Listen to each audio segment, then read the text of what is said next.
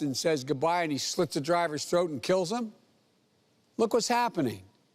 We got to get you the protective gear. We got not only that, we got to get you separation. We got to get plastic and coverings around the drivers. We got to make sure that you have separation.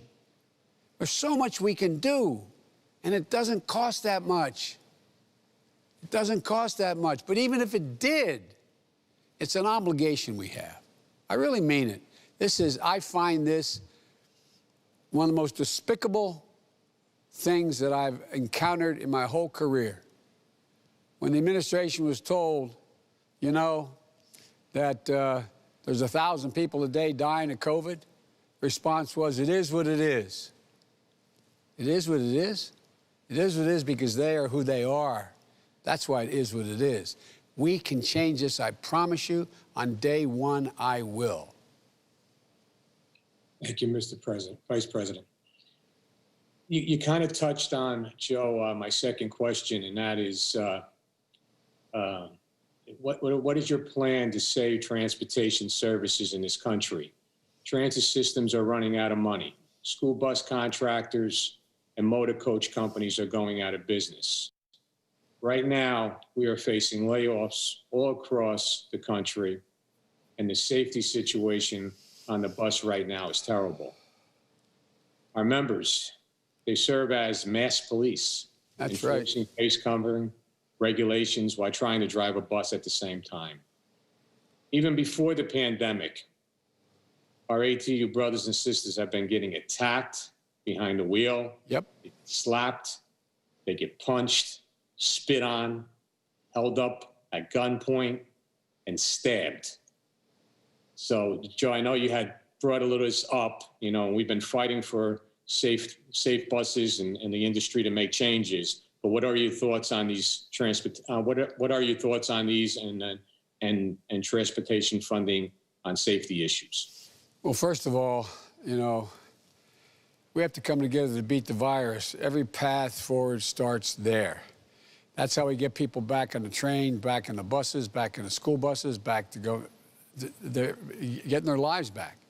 And it's how we keep our transit system solvent. But along the way, one of the most urgent things we have to do is get emergency fundings out to states, cities, and transit authorities now.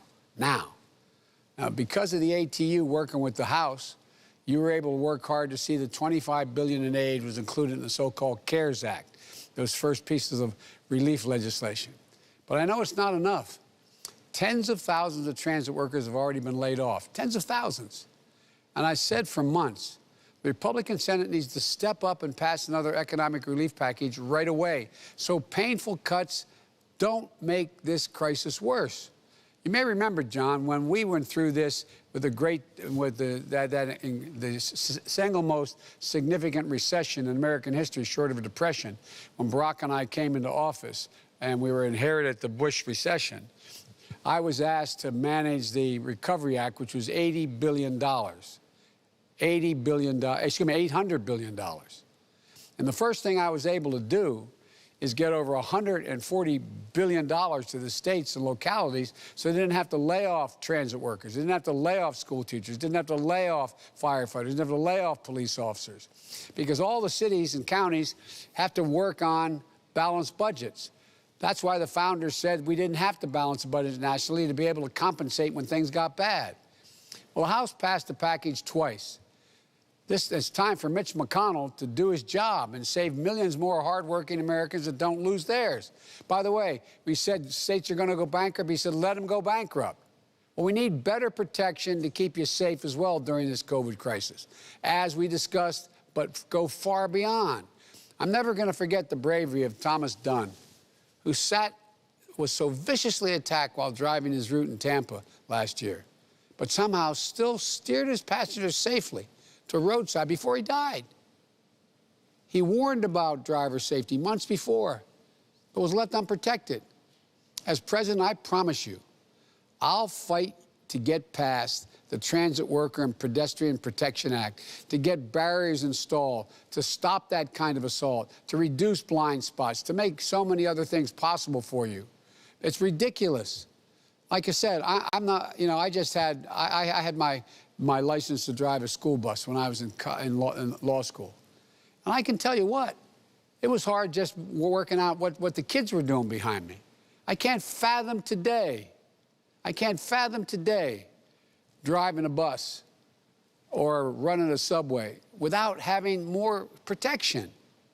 I promise you I'll invest a record amount in infrastructure, dramatically increasing the funding for public transit to help power our recovery. That includes improving transit, bus lines, helping cities and towns and small new light rail networks, investing funds in low-income communities. You know, somewhere between 60 and 70% of the American people who live in inner cities, their jobs are outside the city and they don't have vehicles. They need transportation to get to their work, to improve their neighborhoods, to improve their schools.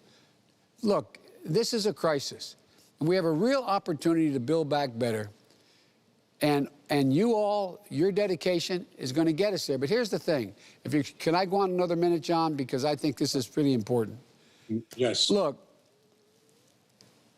what people don't get, you guys get it, is if we invest significantly in transit, I'm going to invest about $750 billion in transit overall. Because it does two things. One, it gets people off the highways. And if you have long-distance transit, if you can get there as fast in a train or on a rail as you can in a vehicle, people leave their cars and get in the rail. That will save billions of gallons of oil over time and deal with pollution. Light rail in cities. I'm going to say something, one of your executive vice presidents from Detroit. One of the things I was able to do, in addition to getting 200 buses in Detroit, we put in a light rail system. Why? Because an awful lot of those people there worked in the hospitals outside of town. And then in town, they could get back and forth to work. It saved the city. And it significantly increased the capacity to do more in the city and outside the city. We're in a position that if we invest in rail, light rail, if we invest in buses, and we're going to change the way buses run, we're going to have buses that run, we're going to get electric buses down the road. We're going to own the electric market in vehicles, both in buses as well as automobiles, creating well over 1 million new jobs, not a joke. And by the way, the Wall Street guys looked at my numbers and what I was talking about and acknowledged my plan will create 7 million more jobs than the president's and increase by $1 trillion economic growth, because we have to start using our brain. We can both deal with climate, employment, and health if we, in fact, move in a direction to focus heavily on transit. If I can give you one little example, and I know the folks are it's a slightly different operation, but Amtrak. You know, in order to build, if we eliminated Amtrak on the Northeast Corridor, we'd have to build 8 new lanes of I-95 from Washington to New York. 1 mile of I-95, the cement and all that's needed, is $20 million. $20 million. Imagine what would happen if we didn't have rail. And imagine what would happen if we had high-speed rail. Imagine what would happen if all these towns and cities had light rail that could get people to and from work. It would save them money, save them opportunities, provide more opportunities for them. I know I'm going on too long, but this transportation is such an incredible part of our economic recovery. And by the way, we got to make sure you start to get paid what you deserve. Paid what you deserve. But first and foremost, I promise you, I'm going to get you all the PPE that's necessary. It's a promise. Secondly, we're going to make sure you are safe on your transportation system where you are operating it.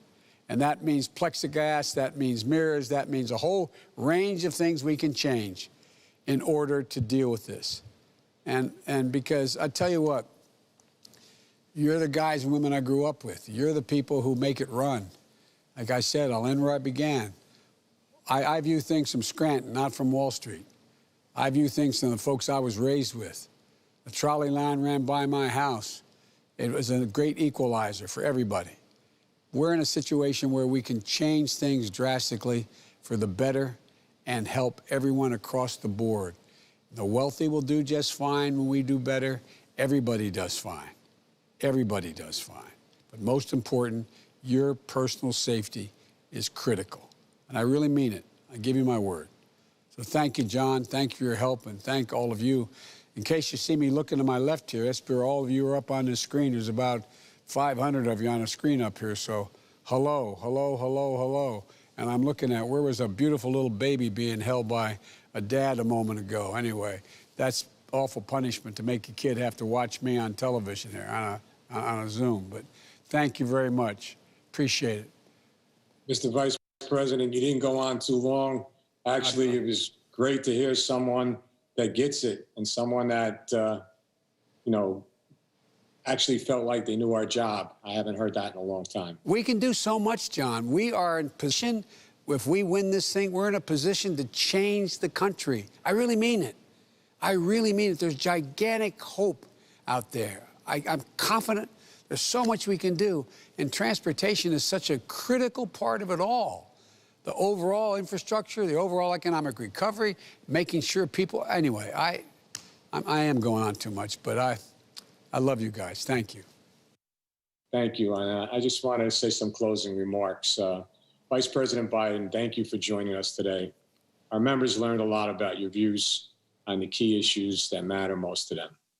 We hope you will stay safe and healthy and go on to win back this country. Brothers and sisters, thank you for joining us today for this special event. Early voting has already begun in many states. If you're going out to the polls, be safe. If you are voting by mail, get your ballot in, despite what you are hearing from the other side. Voting by mail is totally fine. However you do it, just vote. Vote as if your job is on the line, because it is. Vote as if your health is on the line, because it is. Vote as if our way of life is on the line, because it is. Get out and vote for this courageous, honest, and decent man who will lead our country back from the brink. Joe Biden. We can do this, folks. I promise you. Thank you. Thank you, Joe. And have a good evening. Putting on my mask.